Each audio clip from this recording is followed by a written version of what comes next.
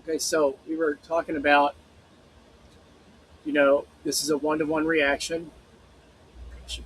Let me plus sign a little further back, but this is a one-to-one reaction here. And so we, in this experiment, are going to use however many milliliters of sodium hydroxide. Once we get to the end of that buret reading, we'll have that amount. We got that over here. We took an average to get a more accurate estimate now. And so what's the concentration of acetic acid? Now, this is what's important because in step 6, we added water. So in reality, once we do this, so it's important to understand that we've got 5 mils of acetic acid. So we got the volume of that originally. So that's the acetic acid. I can kind of write it out now. Earlier I had to use this abbreviation ACH. But it's same thing. I'm just using ACH. I'll just use the original or the compound. I could say CH₃COOH to be accurate. Acetic acid, household vinegar. Now, if we add this amount of moles to that, we can get the concentration of this because we know it's 1-to-1. That's qualitative. But the reality is, if we added 30 milliliters, and that's what's interesting, like if we added, or that's what's important to note. So if we add, let me do that first. Now, in reality, in that beaker, since we have 30 mils of, let's say 25 mils of water, right? And we added that water to 5 mils of acetic acid. So I would write this out as such.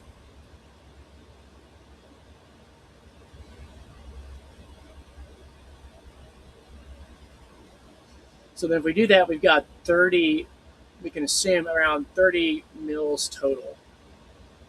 Right, so then the concentration, which is the molarity, we write it in brackets for the big M, of the actual acetic acid in that flask does happen to be since it's 1-to-1, remember from our reaction, then we know we have 0 point at the end of the reading, this many moles as well of acetic acid. Now, but we would have to take that, this is how much is in the beaker. We have to divide that for the actual concentration in that beaker. Now, they might not tell you that in the lab, and you might be confused about the next calculation. But since we did 1-to-1, right, then we know that the moles, since we have 5 mils of actual acetic acid in there to neutralize it, it is reacting with that on the mole scale, meaning that every 1 mole of that, again, has reacted with the 1 mole of sodium hydrox to neutralize and become water. That's the moles doing the work. Now we calculated 0.00417 moles of acetic acid because we knew the concentration of sodium hydroxide, not the acetic acid. So in reality, the actual amount of moles of acetic acid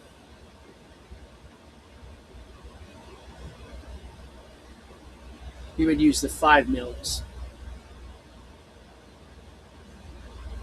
Because that's what the original amount of acetic acid that we had before the water that we put into this graduated cylinder and then poured into the flask, the Erlenmeyer flask. So because of the 1-to-1 relationship of the moles here, that's sheerly qualitative, right? Then we know that this times that amount, and I'm going to use kind of like, I'll just use this color here. We're going to use, let's see,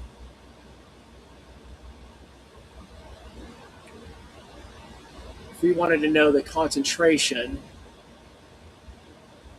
of the actual acetic acid that was in that before we put the water in, we would use the 0 point because we already know the moles.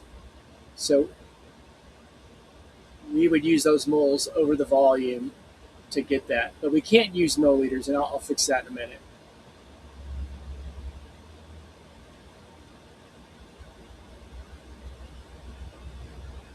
simple experiment to understand the chemistry, right?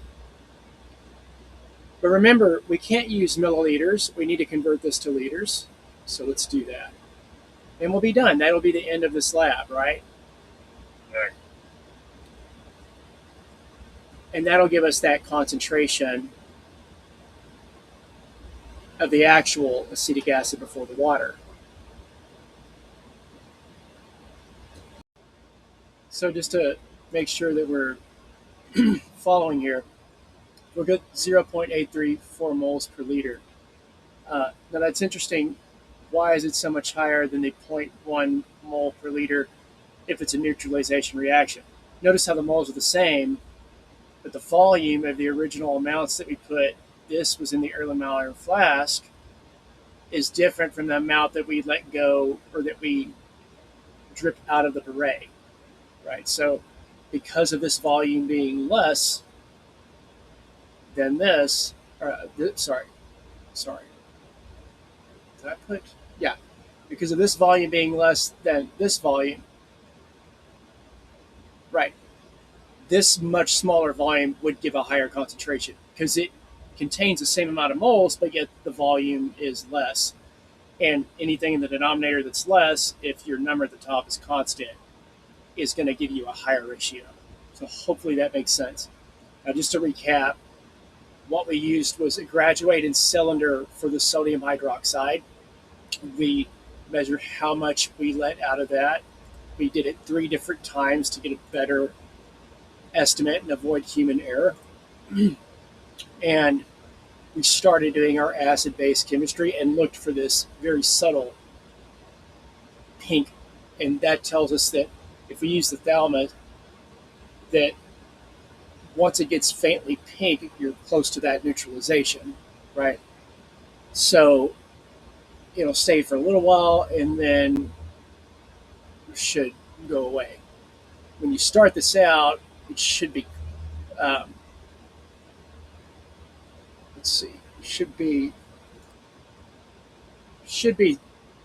the phthalate itself is somewhat clear. So as we add that, what's going to happen is eventually, once we've added enough sodium hydroxide to the acetic acid and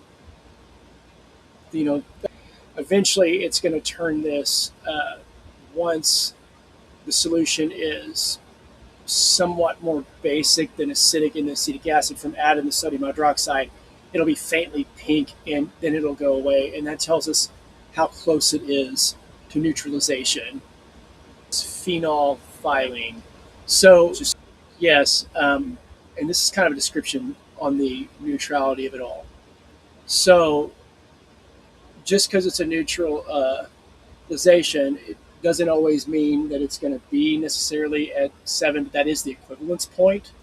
What's important to realize is once the reaction is neutralized, the flask still contains a lot of acetate ions. So just to kind of highlight that, where's it at? My acetate ion. Right here.